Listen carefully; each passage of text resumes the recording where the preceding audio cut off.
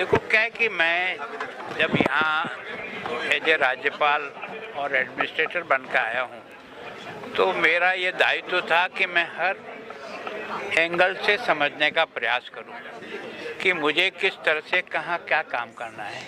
तो ये सब जनप्रतिनिधि हैं, पब्लिक की आवाज़ हैं, इनको भी इनके बीच में भी आकर के परिचय भी करूं और इनसे समस्याओं को समझ करके जो इनकी मैं मदद कर सकता हूं वो मैं आगे उसकी मदद करने का प्रयास करूंगा। और जो कुछ भी मैंने अपने राजनीतिक जीवन में जो अनुभव है मेरे, वो भी मैंने शेयर किए हैं कि हम जनप्रतिनिधि हैं।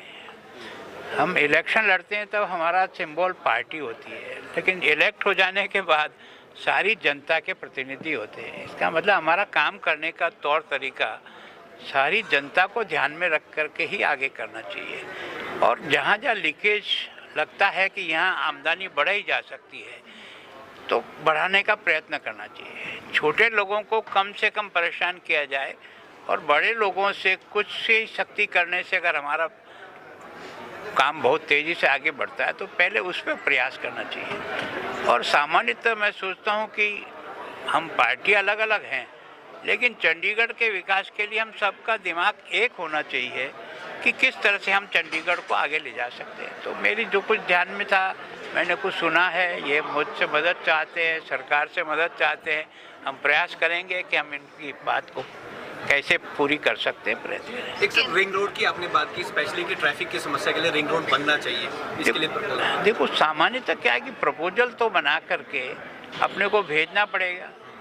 अगर प्रपोजल बना करके भेजेंगे तो आगे पैसे स्वीकृत होने में ज़्यादा दिक्कत नहीं आती है। कुछ साइड बनी हुई है, कुछ साइड बननी है, तो मैं सोचता हूँ एक बार कम से कम मैप पे ये मार्किंग हो जाए कि ये रिंग रोड यहाँ से टच करेगी, तो फिर उसमें से लैंड कितनी आती है, एक्विजिशन कितना आता है, फॉरेस्ट लैंड आता है क्या, बाकी कुछ आता है क्या।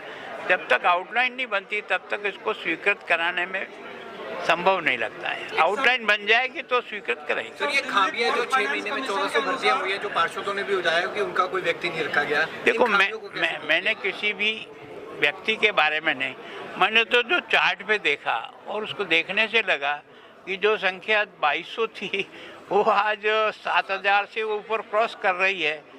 तो मैं सोचता हूँ कहीं न कहीं इसको हमें रोकना चाहिए। आवश्यक हो वहाँ रखना चाहिए, आवश्यक नहीं है उसको कैसे कम करते हैं। सारा का सारा एक दिन में नहीं कर सकता, कोई भी नहीं कर पाएगा, पॉलिटिकल पार्टी नहीं कर पाएगी, जो जनप्रतिनिधि वो नहीं कर पाएगा, लेकिन धीरे धीरे इसको समझ करके कैसे ठीक किया जाए। Sir, Delhi fourth finance commission के अनुसार नगर निगम को वो सारी डिपार्टमेंट क्यों नहीं दिए जाते हैं जिससे फाइनेंशियल क्रंच भी यहाँ खत्म हो सकता है? देखो मैं सोचता हूँ कि हमारी यहाँ के भी सारे निर्णय वो होम डिपार्टमेंट में जाते हैं। अगर कोई भी प्रस्ताव आपको आगे बढ़ाना है तो उसका प्रोसेस है, उस प्रोसेस डिमांड भी है फोर्थ अभी एकदम मुझे समझना पड़ेगा। मैं भी एकदम एटर्नम कोई बात नहीं कह सकता हूँ,